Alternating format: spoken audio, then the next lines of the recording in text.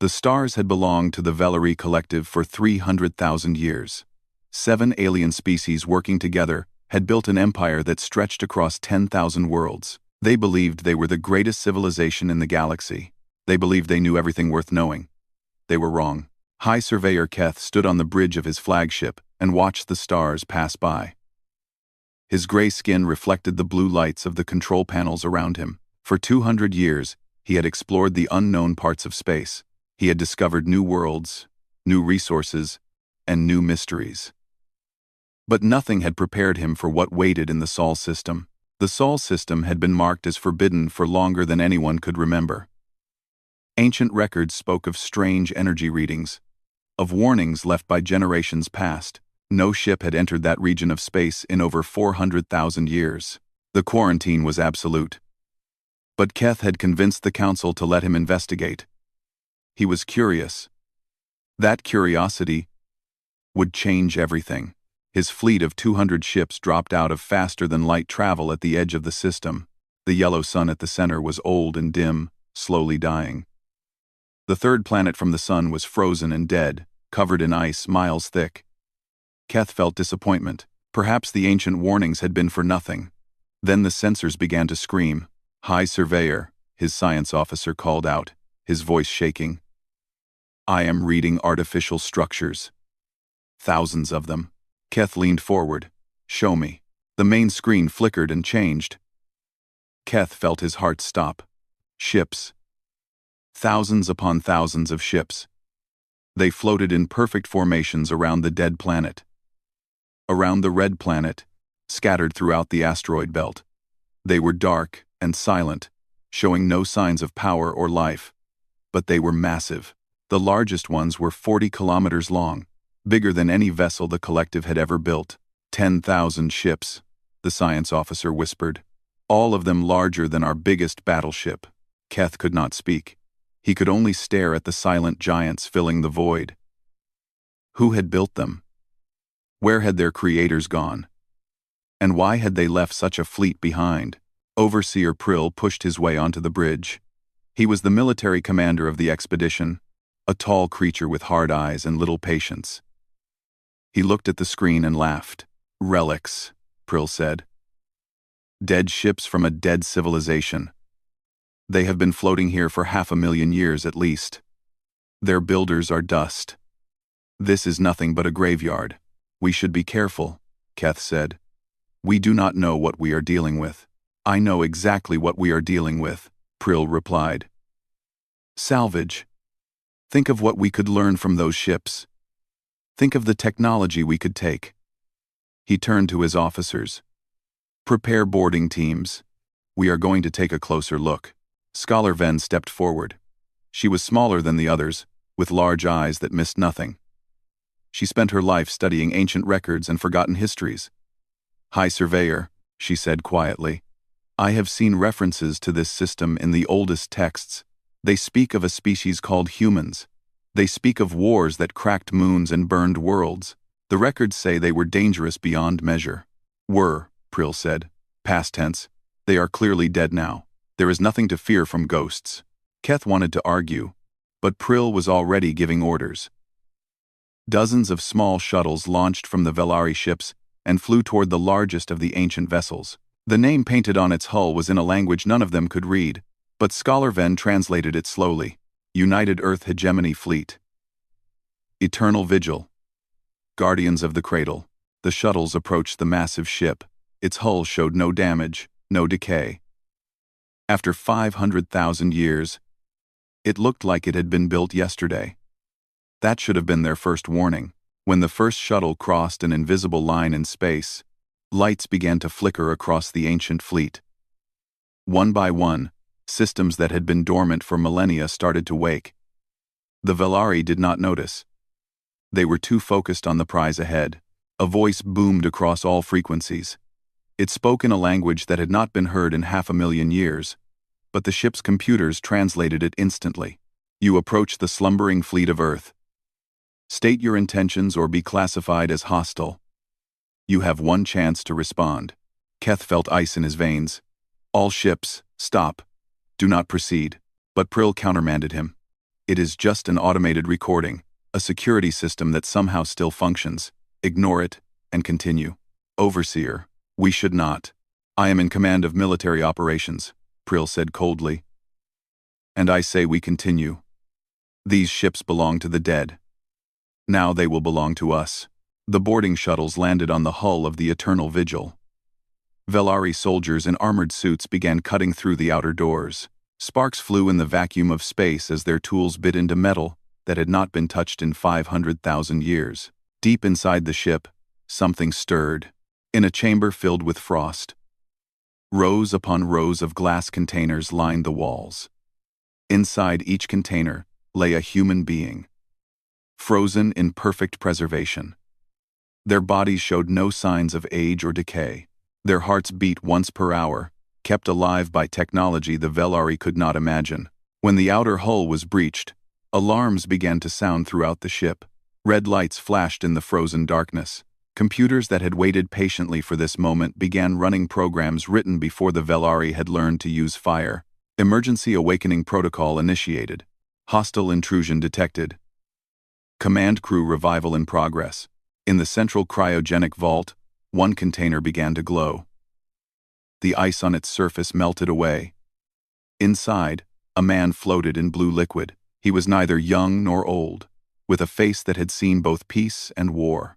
His uniform, preserved perfectly, bore the marks of high rank. Admiral Taewoo opened his eyes. For a moment, he saw nothing but blur and light. His body ached with the cold of centuries. His mind struggled to remember who he was, where he was, why he had slept so long. Then the memories returned like a flood.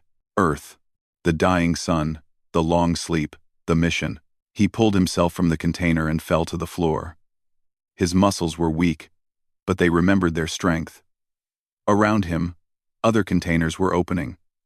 His crew was waking. A holographic figure appeared before him. It was the ship's artificial intelligence, a program called Sentinel, that had watched over them for 500,000 years. Admiral, Sentinel said, its voice calm and clear. You have been in cryogenic sleep for 502,417 years. Earth's sun has died, the planet is frozen. But the fleet survives. All 10,000 ships remain operational. Taewoo stood slowly, using the wall for support. Why have I been awakened? Hostile intrusion detected, Sentinel replied. Alien vessels have entered the system. They are attempting to board the Eternal Vigil. They did not respond to warnings. They have been classified as hostile. Taewoo closed his eyes. 500,000 years of sleep, and he woke to war. Some things never changed. Status of the crew? 94% survival rate across the fleet. 2 million humans, ready for revival. Bridge crew awakening now. Taewoo straightened his uniform and began walking toward the bridge. His steps grew stronger with each passing moment. By the time he reached the command center, he was walking like the officer he had been 500,000 years ago. The bridge was coming alive around him. Screens flickered on. Control panels glowed. Officers stumbled to their stations, still shaking off the sleep of ages. Captain Yuna was already at her post, her sharp eyes focused and ready despite everything. Lieutenant Hyun Ki was running weapons diagnostics. Engineer Dong Su was checking the ship's systems. Dr. Mira was monitoring the medical data from across the fleet. Report, Taewoo commanded. Alien vessels surround us, Yuna said. 200 ships. Small compared to ours. They have boarding teams attempting to enter through sections 7 and 12. The rest of the fleet? Awakening. All 10,000 ships are bringing systems online now. Taewoo looked at the main screen. He saw the alien ships floating around them like insects around a sleeping giant. They had no idea what they had done. They had no idea what was about to happen. Open a channel to their fleet, he said. Channel open. Taewoo took a breath. These were the first words humanity would speak to the galaxy in 500,000 years. He would make them count.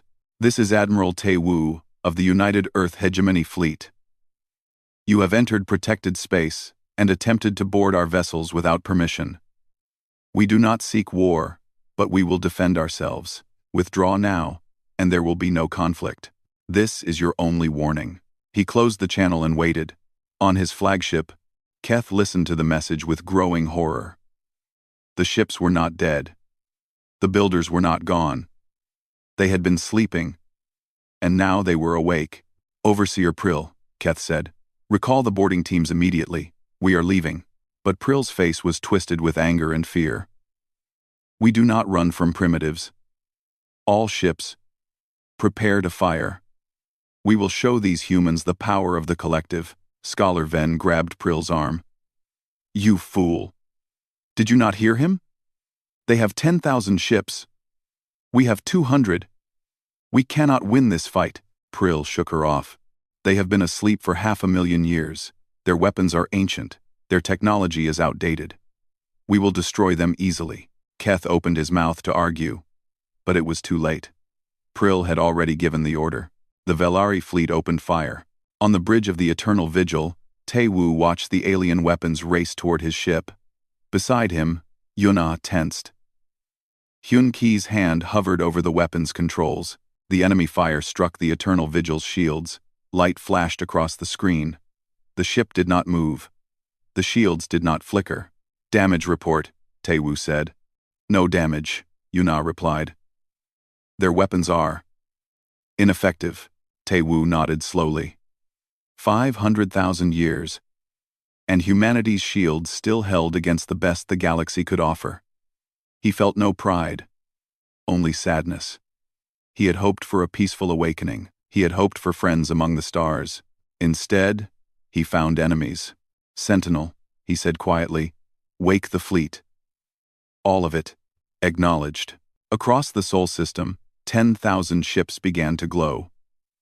Reactors that had slumbered for ages roared back to life. Weapons systems older than the Velari civilization charged and locked onto targets. The darkness between worlds filled with the light of awakening titans. Keth watched his sensors go mad with readings. Power signatures beyond anything he had ever seen. Weapons charging that his computers could not even classify. He understood, finally, how badly they had miscalculated. Admiral. Sentinel's voice came again, calm as always. The fleet is online. All weapons ready, awaiting your orders. Tae-Woo looked at his crew. They were tired. They were confused. They had slept for 500,000 years, and woken to find themselves under attack by creatures they had never seen. But their eyes were steady. Their hands were ready. They were human, and humans did not surrender. The fleet awaits your orders, Yuna said softly. Tae-Woo turned to face the screen, where 200 alien ships waited for his response. Then let us show them, he said. What happens when you wake a sleeping giant? The cold was leaving Admiral Tae-Woo's bones, but the weight of 500,000 years remained. He stood on the bridge of the Eternal Vigil and watched his crew struggle back to life. They moved slowly, their bodies still remembering the long freeze. But they moved with purpose. They remembered their training. Captain Yuna was at his side, her dark hair still wet from the revival fluid. She had been his second in command when they went to sleep. She would be his second in command now. Some things did not change, even across the ages. The alien boarding teams are still on the ship, she reported. Sections 7 and 12. 40 soldiers total. Send Sergeant Bora, Tae-Woo said. Tell her to be careful. We need prisoners, not corpses. Yuna nodded and spoke into her communicator. Somewhere in the bowels of the ship, Marines were already pulling on their armor. Dr. Mira approached the Admiral. She was a small woman with gentle eyes, but her voice was steady. I have finished the initial scans. Across all 10,000 ships, we have 1,800,000 survivors. The cryogenic systems worked better than we hoped. And the others? Tae-Woo asked quietly. 120,000 did not survive the sleep. Their bodies have been preserved for proper burial. She paused. Considering we slept for 500,000 years, it is a miracle. Tae-Woo closed his eyes for a moment. 120,000 dead. They had known there would be losses. They had accepted it as the price of survival. But knowing and accepting were different things. Begin waking the priority personnel, he ordered. Scientists, engineers, agricultural specialists. We will need them all. Engineer Dong Su limped onto the bridge. He was older than the others, with gray in his hair and lines on his face, but his mind was sharper than anyone else in the fleet. Admiral, I have good news. The ships are in perfect condition, every single one. Our automated systems kept everything maintained while we slept. How is that possible? Yuna asked. 500,000 years, without any human oversight? Dongsu smiled. Because we built them to last. The reactors are self-sustaining. The repair drones never stopped working.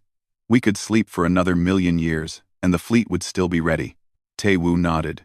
It was good news, but there was still the matter of the aliens.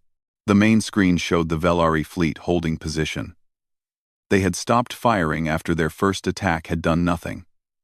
Now they waited. Uncertain. Afraid. Taewoo could see the fear in the way their ships clustered together, like animals seeking safety in numbers. Sentinel, he called. Tell me about these aliens. The AI's holographic form appeared beside him. I have been monitoring their communications since they entered the system. They call themselves the Velari Collective. They are a federation of 7 species that has existed for approximately 300,000 years. They control roughly 10,000 worlds in this region of the galaxy. Are they hostile? Their initial actions suggest hostility. However, their communications indicate confusion and disagreement among their leadership. The one called Prill ordered the attack. The one called Keth attempted to prevent it. Taewoo filed that information away. What do they know about us? Very little. Their records contain references to humans, but only as myths and legends. They believe we died out long ago. They did not expect to find us alive. Neither did we, Yuna muttered. In Section 7 of the Eternal Vigil, the Velari boarding team was getting nervous. They had cut through the outer hull, expecting to find a dead ship filled with ancient technology. Instead, they had found lights turning on around them. They had heard sounds in the darkness. The air itself had begun to warm. We should leave, one of the soldiers said. His voice was high with fear. Something is wrong here. The team leader, a scarred veteran named Roth, shook his head. We have our orders. Find the command center. Secure any technology we can carry. The overseer will not accept failure. They moved deeper into the ship. The corridors were vast, designed for creatures their size or larger. Strange symbols covered the walls. Screens flickered with images they could not understand. Everything felt wrong, like they were walking through the belly of something alive. Then the lights went out. Night vision, Roth commanded. His soldiers activated their helmet systems. The world turned green and gray. They saw her standing at the end of the corridor. She was human, female, short but solid, with a face that showed no fear at all. She wore armor that seemed to glow with its own inner light. Behind her stood more humans. 12 in total. Each one armed with weapons the Velari had never seen. You are trespassing, Sergeant Bora said. Her voice was calm, almost friendly. Drop your weapons and surrender. No one needs to die today. Roth raised his rifle. We will not surrender to primitives. Fire. The Velari soldiers opened fire. Their weapons flashed and roared. Nothing happened. The shots stopped in midair, caught by invisible shields around the humans. Bora had not even moved. I said, she repeated, drop your weapons. Roth screamed and charged at her. He was a veteran of 100 battles. He had killed countless enemies with his own hands.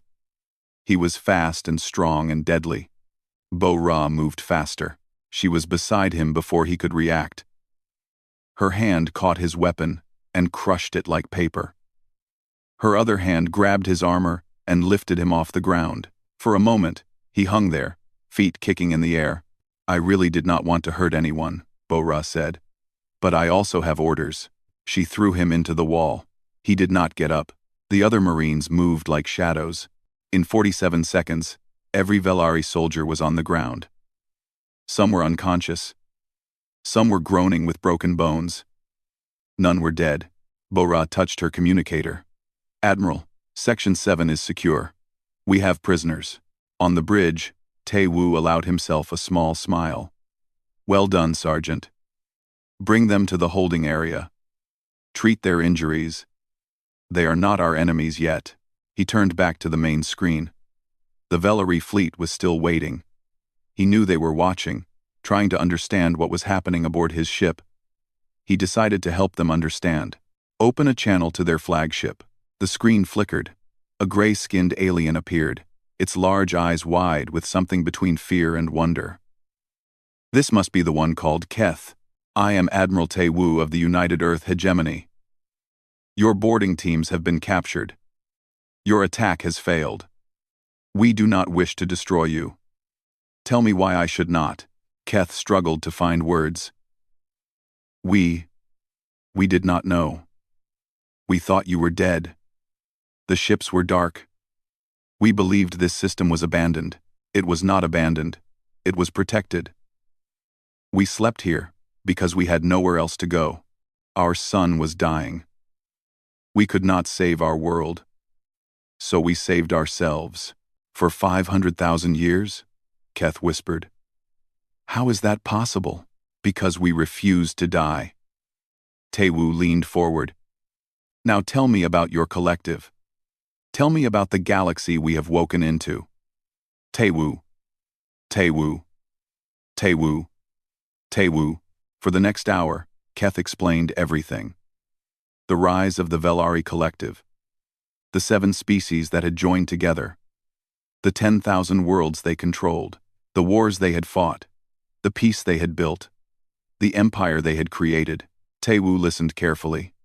When Keth finished, he sat in silence for a long moment. You have built something impressive, he said finally. But you made a mistake coming here. You made a bigger mistake attacking us. That was Overseer Prill's decision, Keth said quickly. I tried to stop him. I wanted to approach peacefully.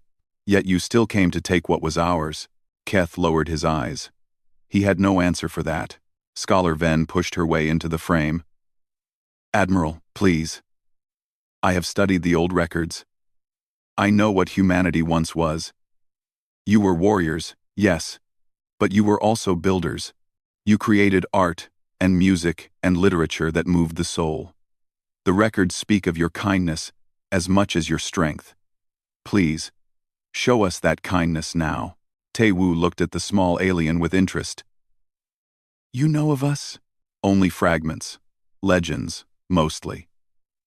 But I have dedicated my life to finding the truth. The records say humanity fought a great enemy and won. They say you sacrificed everything to protect your world. Is that true?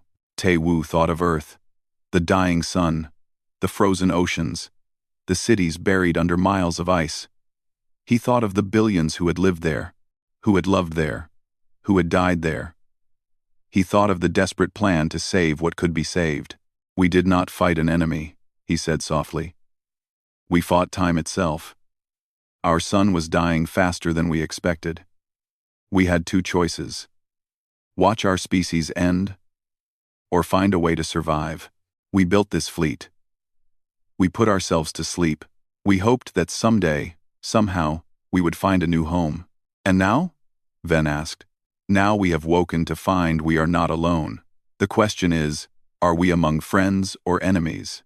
The channel closed. Tae-woo stood and walked to the observation window. Outside, the stars burned cold and distant. Somewhere out there was a galaxy full of life, full of possibility. And somewhere, perhaps, a new home for his people. Admiral, Lieutenant Hyun-ki called. I am detecting power fluctuations in the alien fleet. Some of their ships are preparing to jump away. Let them go, Tae-woo said. They will carry word of what they found here. That is more valuable than prisoners. Yuna joined him at the window. You are letting them escape? After they attacked us? They attacked out of ignorance and fear. Now they know better. The ones who run will tell others. The galaxy will learn that humanity still lives. He paused. and they will learn to be careful. 1. Hours passed. The Velari fleet remained in position, uncertain of what to do. Some ships fled. Others stayed, too afraid to move. Keth continued to send messages, requesting permission to approach, offering to talk, begging for peace. Tae-woo granted none of them. Not yet. He needed time to think, to plan, to understand what his people faced. Dr. Mira found him in his private quarters, staring at an old photograph. It showed a city by an ocean, buildings gleaming in the sunlight, people walking through streets full of life.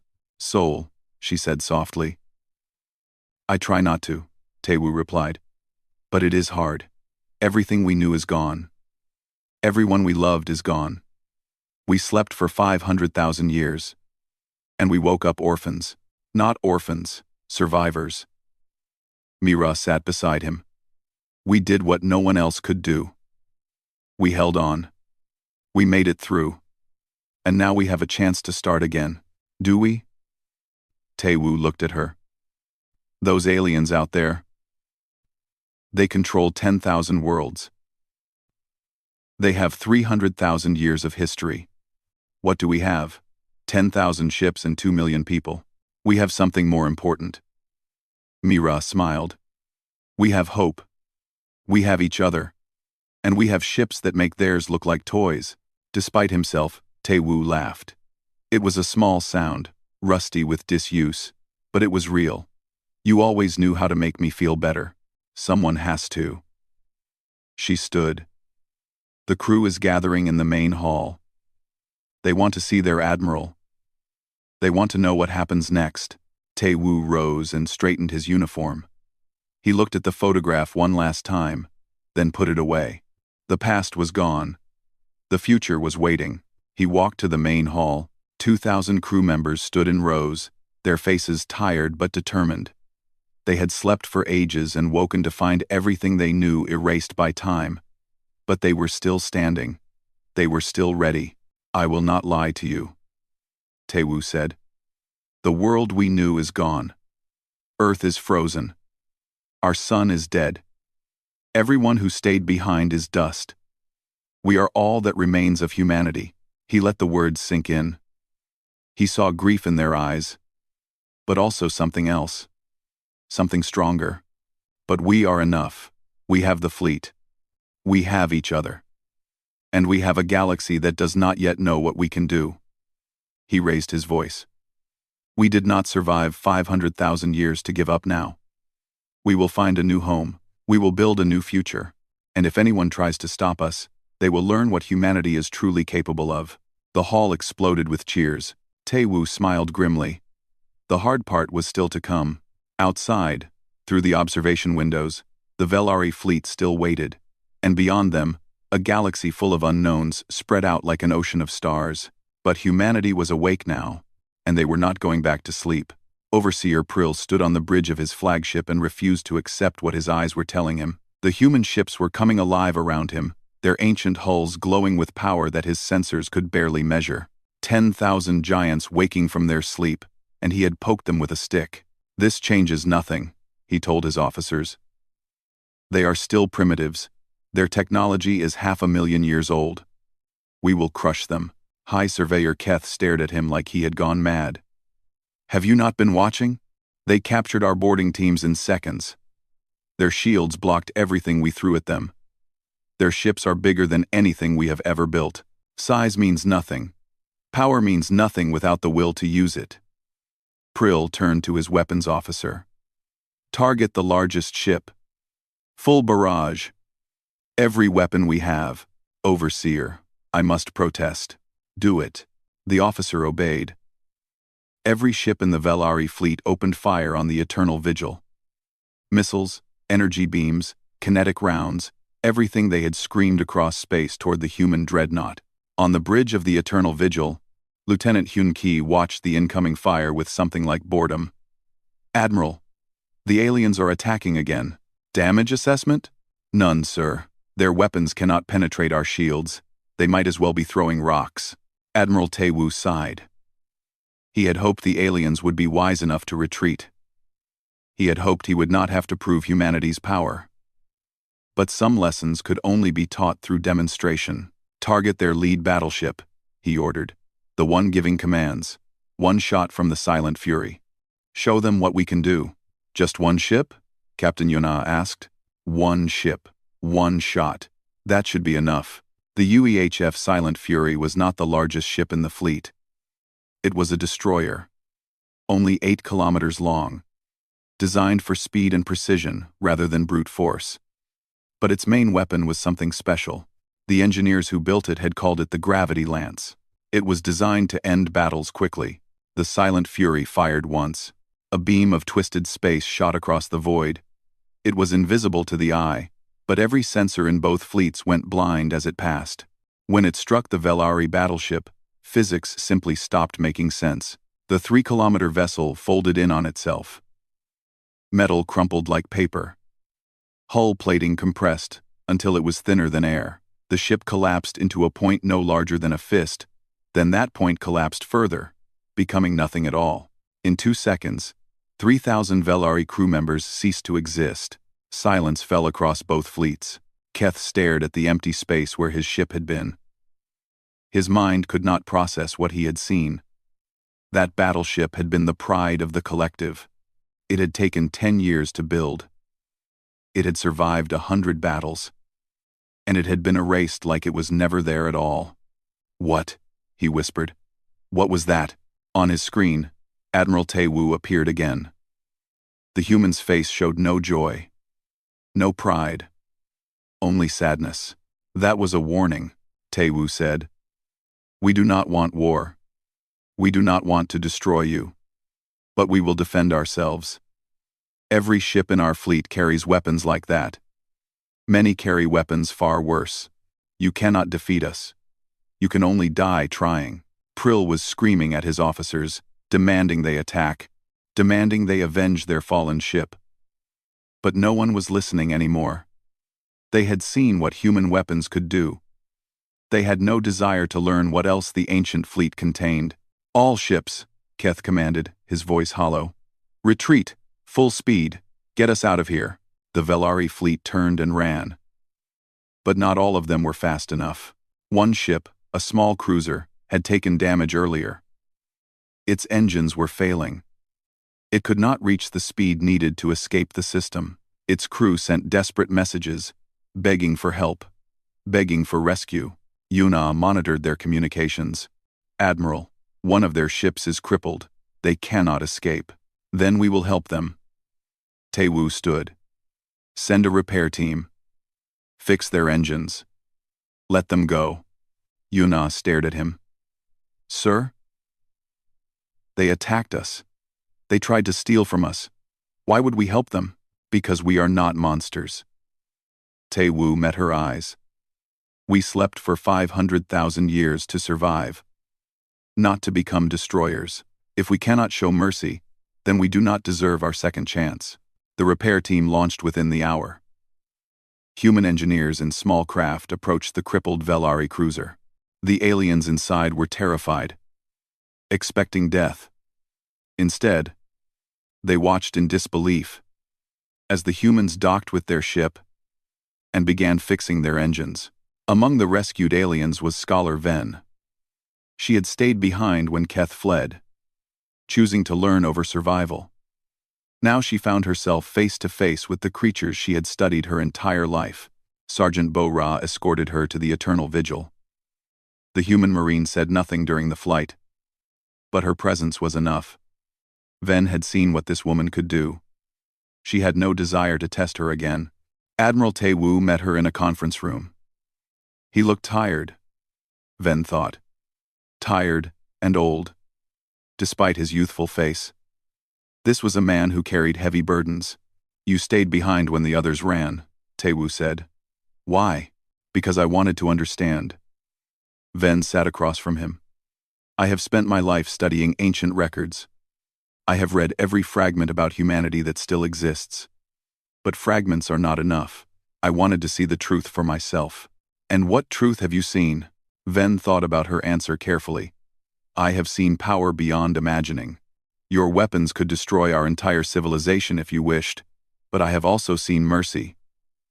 You helped our crippled ship. You treated our prisoners with kindness. You did not have to do any of that. No, Taewoo agreed. We did not have to. Why did you? Taewoo was silent for a long moment. Then he spoke, his voice soft. Because we remember what it was like to be weak. Before humanity reached the stars, we were divided. Nations fighting nations, people killing people over land, over resources, over ideas. We almost destroyed ourselves a dozen times. What changed? We grew up. Taewoo smiled sadly. We learned that strength without wisdom is just cruelty. We learned that power without mercy is just oppression. By the time we built this fleet, we had been at peace for 10,000 years. We swore we would never be the villains of our story. Ven leaned forward. The old records say humanity fought a great enemy and won. They say you sacrificed everything to protect your world. But you told Keth that was not true. You said you fought time itself. What happened to Earth? What happened to your people? Taewoo stood and walked to a window. Outside, the frozen corpse of Earth hung in the darkness, a white ball of ice where blue oceans once shimmered. Our sun was dying, he said. We did not know it until it was too late. The star that gave us life was consuming itself faster than anyone predicted. We had maybe 1,000 years before it went dark forever. 1,000 years is a long time, not long enough. We did not have the technology to move our entire population.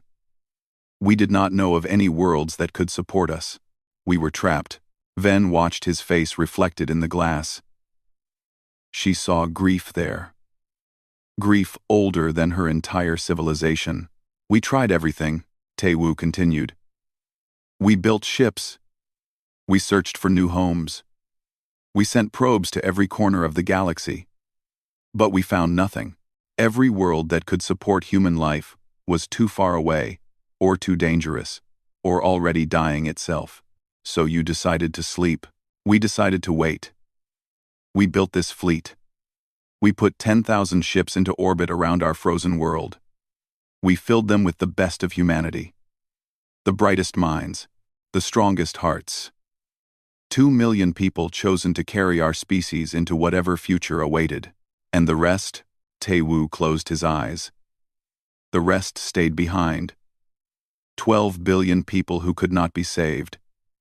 They lived out their lives on a dying world, knowing their children would never see another sun. They gave us their blessing and told us to survive. They told us to remember them. Ven felt something she had never felt before.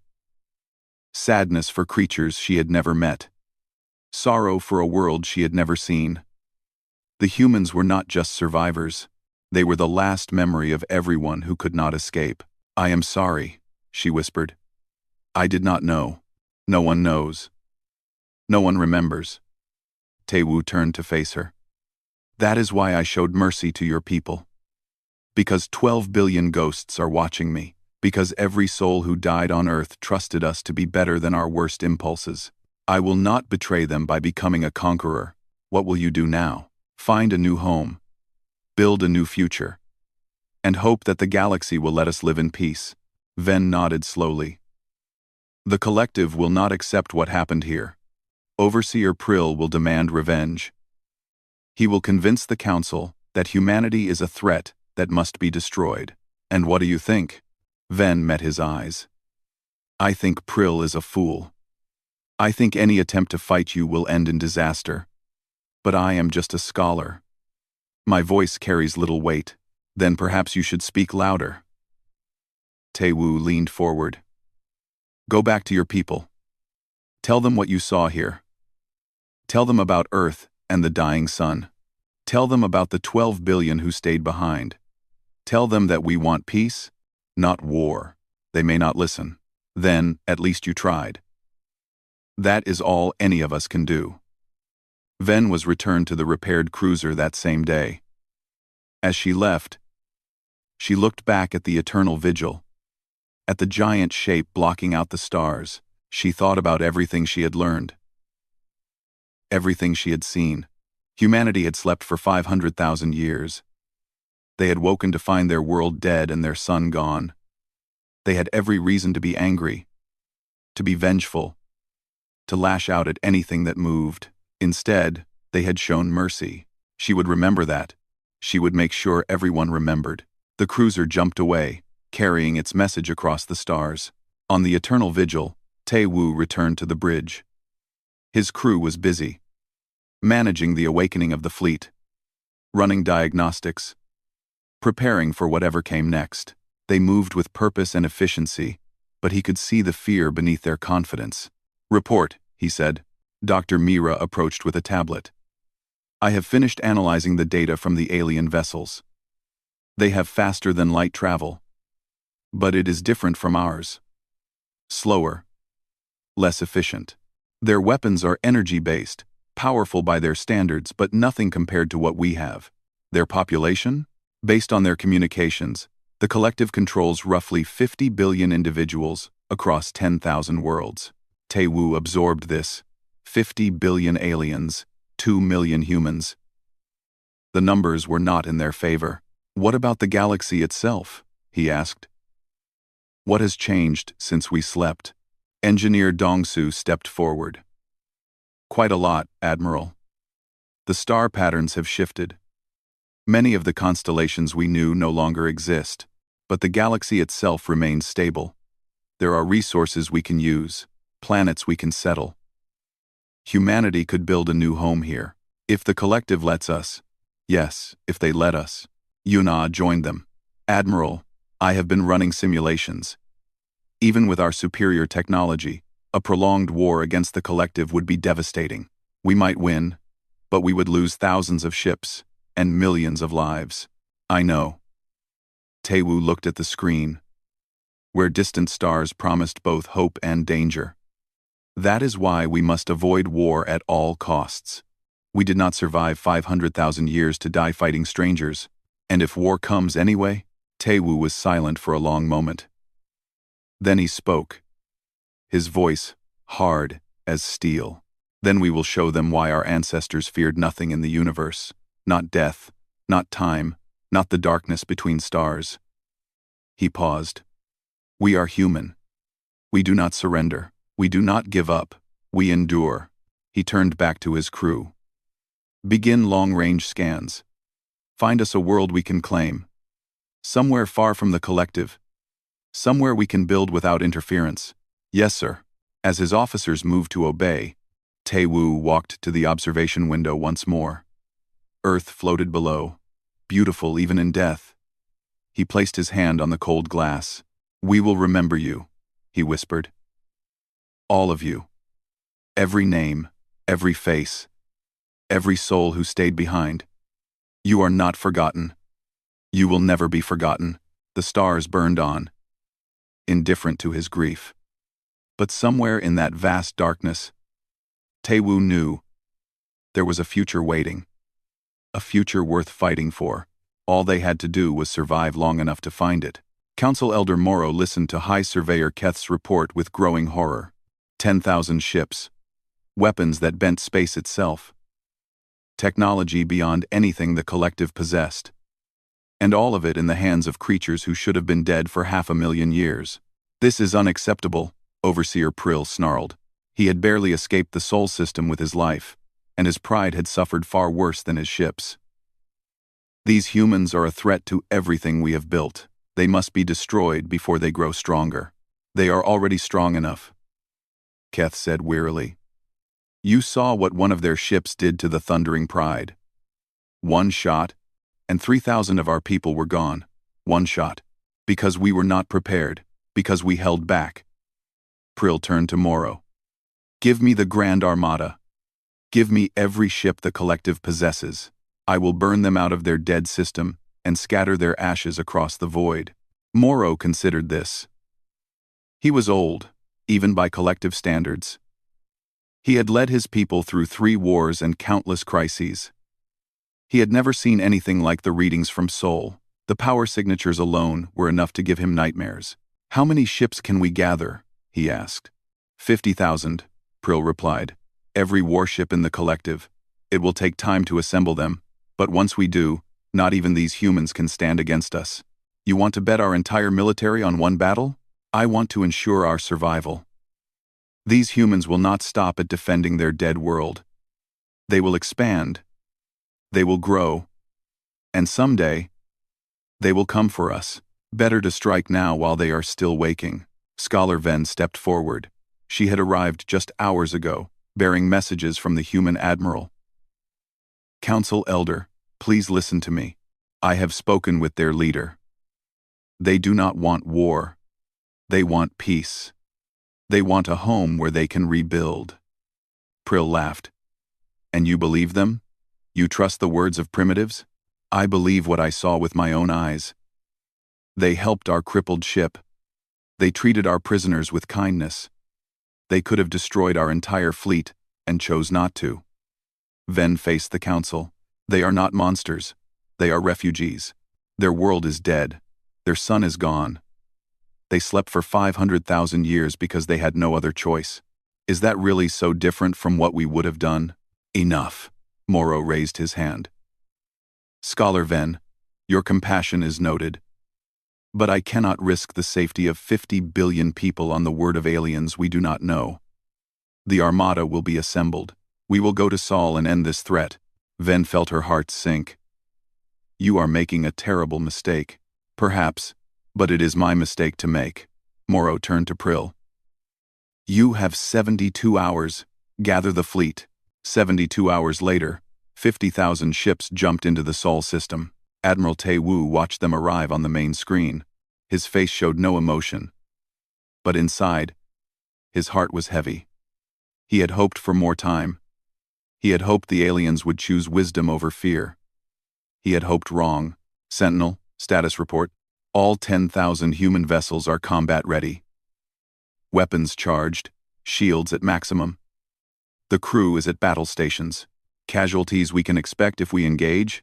Against 50,000 enemy ships, minimal. Their weapons cannot penetrate our shields. Their ships cannot outrun ours. This will be less a battle and more a massacre. Tae Woo closed his eyes. A massacre. That was exactly what he wanted to avoid. Open a channel to their lead ship. Council Elder Morrow appeared on the screen. He was larger than the other aliens Tae Woo had seen. His gray skin marked with the symbols of his rank. His eyes held something that might have been respect. Admiral Tae Woo, Morrow said. I have come to offer you terms. Surrender your fleet and submit to collective authority. Your people will be treated fairly. You will be given a world to settle. Under our supervision. Refuse, and we will be forced to destroy you. Tae Woo almost smiled. You brought 50,000 ships to threaten 10,000. You saw what one of our weapons did to your battleship. And you still believe you can destroy us? We believe in the power of numbers. Numbers mean nothing when ants face giants. Tae Woo leaned forward. I will offer you different terms. Turn around. Go home. Leave us in peace. We will not pursue you. We will not seek revenge. This ends here. With no more blood spilled. I cannot accept that. Then you have chosen your fate. The channel closed. Captain Yuna moved to Tae Woo's side. Orders. Admiral? Tae Woo stared at the screen, at the 50,000 ships arranged against him. He thought of the 12 billion ghosts watching from the frozen earth below. He thought of the promise he had made to be better than their worst impulses. We will give them one more chance, he said. One demonstration. One proof that they cannot win. If they still refuse to retreat, then we will do what we must. And, if they surrender, then we take no more lives than necessary. Tae Woo stood. All ships. Form vigil formation. Prepare for defensive engagement. We do not fire first. We do not pursue. But when they attack, we end this quickly. The human fleet moved into position. 10,000 ships arranged themselves in a perfect sphere around Earth. Their weapons pointed outward like the spines of some cosmic creature. They waited in silence. Morrow watched the formation take shape and felt his confidence waver. The humans moved with precision that bordered on mechanical. There was no hesitation, no confusion. They had done this before, perhaps many times. They knew exactly what they were doing. All ships, Prill commanded. Launch fighters. First wave. Attack. 10,000 Velari fighters screamed across the void. They were the best pilots in the collective, veterans of countless battles. They flew in perfect formation, ready to overwhelm the human defenses with sheer numbers. They never had a chance. The human ships activated their point defense systems. Beams of light swept through space, tracking targets faster than any organic mind could follow. Each beam lasted less than a second. Each beam erased a fighter from existence. The Velari pilots tried to evade, tried to scatter, tried to run. It did not matter. The human targeting systems were flawless. In 8 minutes, not a single fighter remained. 10,000 pilots. Gone. Morrow stared at the empty space where his fighters had been. That is impossible. 1. Prill was screaming orders. Capital ships forward. All weapons, fire. The Velari armada charged. 30,000 ships poured fire at the human formation. Energy beams lit up space like a second sun. Missiles by the thousand raced toward their targets. It was the largest barrage in collective history. The human shields absorbed it all. Lieutenant Hyun-ki watched his displays with clinical detachment. Admiral, enemy fire is having no effect. Shields are holding at 100%. They cannot hurt us. Understood. Taewoo's voice was quiet. Sad. All ships. Return fire. Targeting weapons and engines only. Disable. Do not destroy. The human fleet responded. 10,000 gravity lances fired as one. Space itself seemed to scream as reality bent in ways it was never meant to bend. The beams struck the Velari ships with surgical precision, tearing away weapons, crushing engines, leaving the hulls intact but helpless. In 3 seconds, 5,000 Velari ships were crippled. Morrow felt the deck shake beneath him as his own flagship lost power. Emergency lights flickered on as the main systems died. Around him, his officers were shouting, panicking, trying to understand what had happened. Damage report, he croaked. Weapons offline. Engines offline. Life support on backup. His first officer looked at him with terror in his eyes. We are dead in space, Elder. Every ship in the front line is dead. The humans had not killed them. They had simply turned them into floating boxes of metal, unable to fight, unable to flee. It was the most terrifying thing Morrow had ever seen. On the bridge of the Eternal Vigil, Yuna reported the results. 5,000 enemy ships disabled. No casualties on either side. The remaining enemy fleet is holding position. Open a channel, Taewoo said. Morrow's face appeared again, but the arrogance was gone. Only fear remained. That was a warning, Taewoo said. We targeted your weapons and engines. We could have targeted your reactors. We could have killed millions.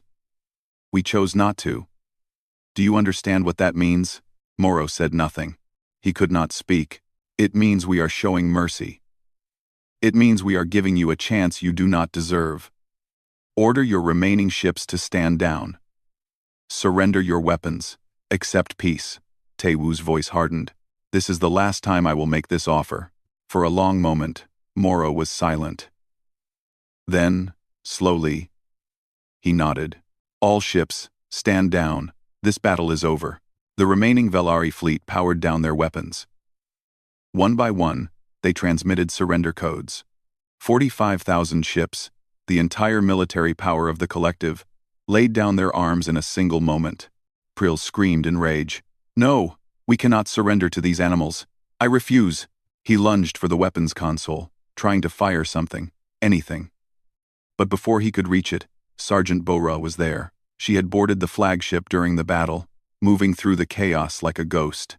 Her hand caught Prill's wrist and twisted. The overseer fell to his knees, his arm bent at an angle it was never meant to reach. The Admiral gave an order, Bora said calmly. The battle is over. You should listen. Prill was dragged away, still screaming. Hours later, Morrow was brought to the Eternal Vigil. He walked through corridors that dwarfed anything in the collective. Past technology that made his people's achievements look like children's toys. He understood now why the humans had won so easily. He understood why they had shown mercy. They could afford to be merciful. They had nothing to fear. Admiral Tae-woo met him in the same conference room where Scholar Ven had sat days before. The human looked tired, but there was no hatred in his eyes, only a deep, endless sadness. "Sit," Tae-woo said. Moro sat. "I want you to understand something." Tae-woo placed a small device on the table. A hologram appeared, showing a beautiful blue world with green continents and white clouds. This was Earth. This was our home. 12 billion people lived there. They had families, friends, dreams. They built cities that touched the clouds and ships that crossed the stars. The image changed. Now it showed a frozen wasteland, a dead ball of ice orbiting a dying ember. This is what remains. Everyone who could not escape is gone. Every city, every monument, every memory. All of it, frozen beneath miles of ice. Tae-woo met Moro's eyes. We lost everything. Everything except each other. And this fleet. We did not survive 500,000 years to become conquerors. We did not endure the death of our world to bring death to others. Then what do you want? Peace. A home. A chance to rebuild what we lost. Tae-woo leaned forward. I offer you alliance instead of subjugation. Partnership instead of domination. We will share our technology. We will help you grow. We will protect you from threats you do not yet know exist.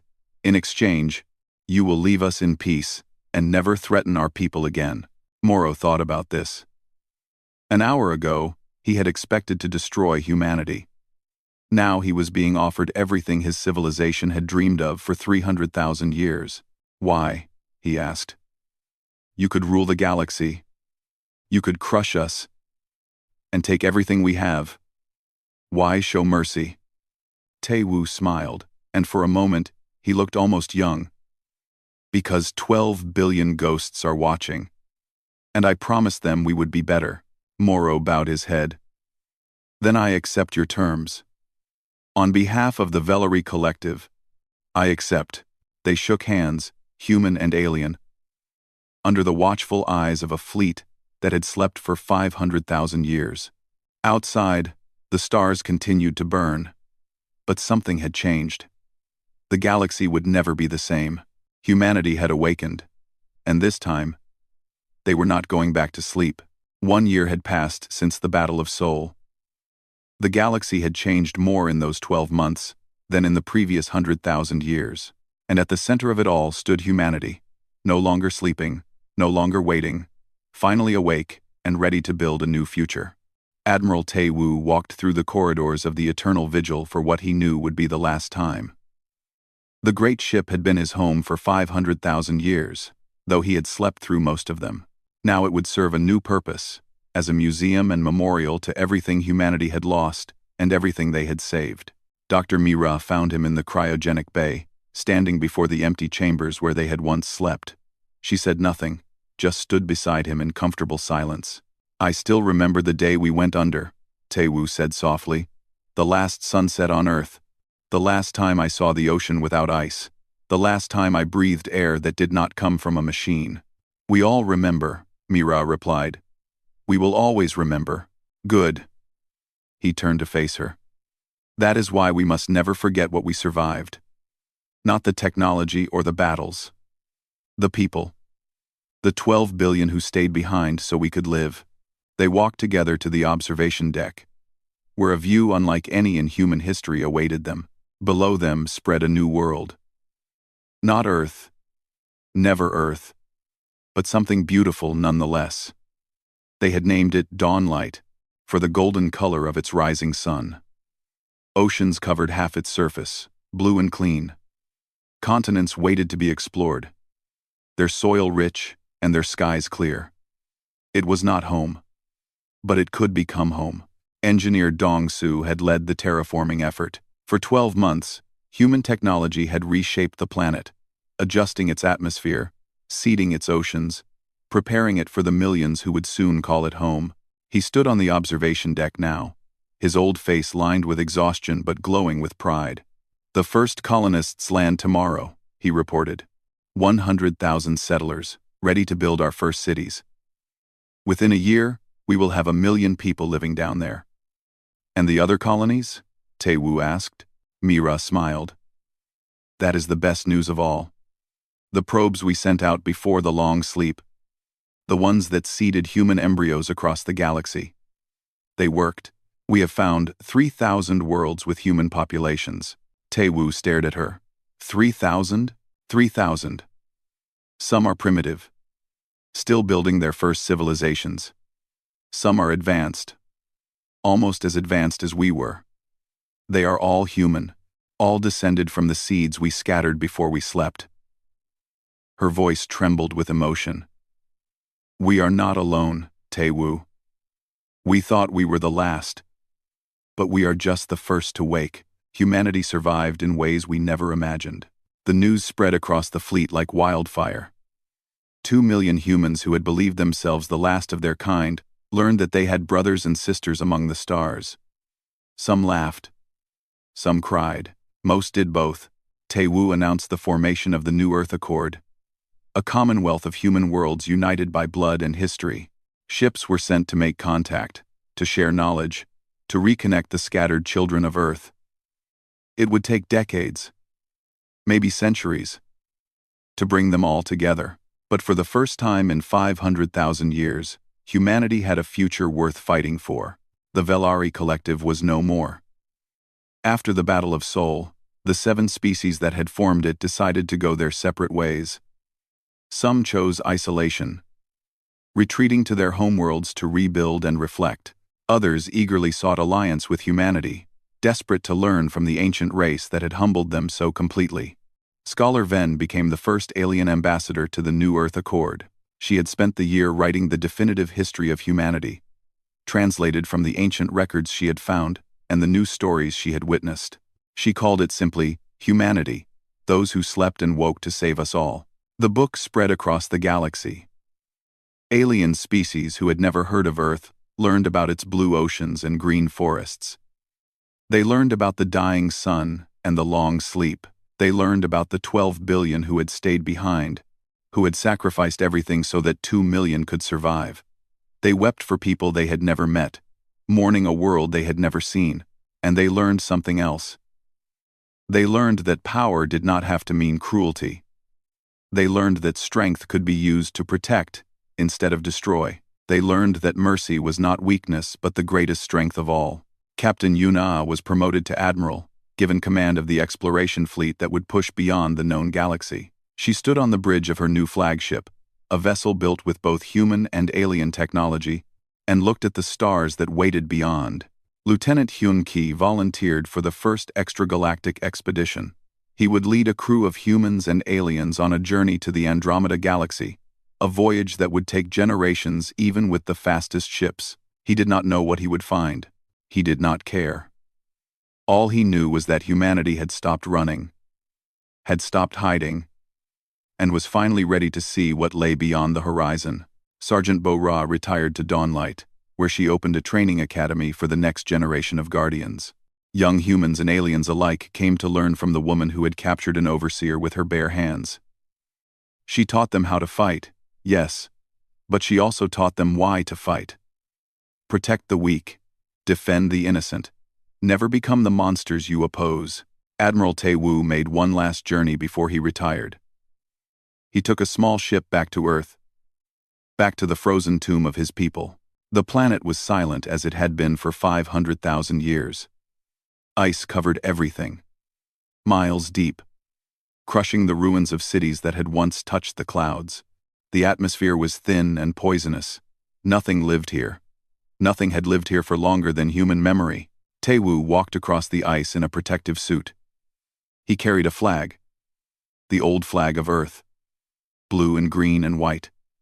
He planted it in the ground, where ancient records said Seoul had once stood. We remember, he said, his voice echoing in his helmet. All of you. Every name, every face, every soul who stayed behind. You are not forgotten. You will never be forgotten. We carry you with us, wherever we go, whatever we become. You made us who we are. And we will make you proud." He stood there for a long time, alone with the ghosts of 12 billion. Then he returned to his ship and flew away. Earth shrank behind him, a frozen jewel in the darkness. Someday, perhaps, they would return. Someday they would find a way to warm it again, to melt the ice and restore the oceans. Someday humanity would come home, but not today. Today, they had other work to do. On dawnlight, the first cities rose from the ground. Towers of glass and steel reached toward the golden sky. Parks and gardens bloomed with flowers from Earth's seed vaults, preserved across the ages. Children ran through streets that had never known war, never known fear, never known anything but hope. Taewoo returned to find a celebration waiting. 1 year since the awakening. 1 year since the battle. 1 year since humanity had been given a second chance. Everyone wanted to celebrate with their admiral, their hero, the man who had guided them through the darkness. He stood before a crowd of 2 million, human and alien alike. Behind him, on a massive screen, images played of everything they had accomplished. The awakening, the battle, the peace, the colonies, the future. "When we went to sleep," Taewoo said, his voice carrying across the gathered millions, "we did not know if we would ever wake. We did not know if we would find friends or enemies. We did not know if there would be a galaxy left to explore. We knew only that we had to try. That giving up was not an option. That humanity does not surrender. Not to enemies. Not to time. Not to the death of our own sun." He paused, looking out at the faces before him. Human faces. Alien faces. All watching. All listening. "We lost everything. Our world, our sun, our past. But we did not lose ourselves.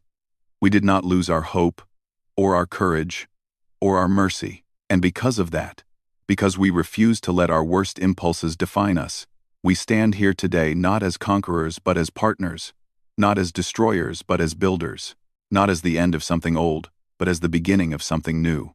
The crowd was silent, waiting. Today, we honor everyone who made this possible. The engineers who built our ships, the doctors who kept us alive, the soldiers who protected us, the scientists who guided us, and most of all, the 12 billion who stayed behind, who gave us the chance to be here. They are not with us in body, but they are with us in spirit. Every city we build for them. Every star we reach for them. Every life we save for them. He raised his hand toward the sky, toward the stars that burned beyond the atmosphere. "This is our new dawn. This is our second chance, and we will not waste it." The crowd erupted in cheers. Later that night, Taewoo stood alone on a balcony overlooking the city. Dr. Mira found him there, as she always did. "You should be celebrating," she said. "I am," he smiled. "In my own way." They stood together in silence, watching the lights of the city flicker below. Somewhere out there, ships were carrying colonists to new worlds. Somewhere, explorers were mapping uncharted stars. Somewhere, the children of humanity were building futures that would last for millions of years. "Do you think we did the right thing?" Mira asked. "Choosing to sleep. I mean, all those years, all that time." Taewoo thought about this for a long moment. "I think we did the only thing we could. We survived. And survival is never wrong. Even if it meant losing everything else, especially then." He turned to face her. "We lost our world. We lost our people. We lost 500,000 years. But we did not lose ourselves. That is what matters. That is what will always matter." Mira nodded slowly. "So what happens now?" Taewoo looked up at the stars. Somewhere out there, beyond the edge of the galaxy, the expedition fleet was preparing for its long journey. Somewhere, new colonies were taking their first breaths. Somewhere, the galaxy was changing, growing, becoming something better than it had ever been. "Now," he said, "we live, we build, we explore, We do what we have always done. We endure. He smiled. And for a moment, he looked like the young man who had first put on a uniform, who had first sworn to protect his people, who had first looked at the stars and dreamed of what lay beyond. We are human, he said, and we are only getting started. Far away, in the depths of space, the first ship crossed the boundary between galaxies. Behind it, 10,000 lights glowed. The fleet that had once slumbered, now the heart of a civilization reborn. Humanity had survived the death of their sun. They had survived the cold of eternity. They had survived the fire of war. And now, finally, they were ready to see what lay beyond. The stars waited, the future called, and humanity answered. This was not the end. This was the beginning.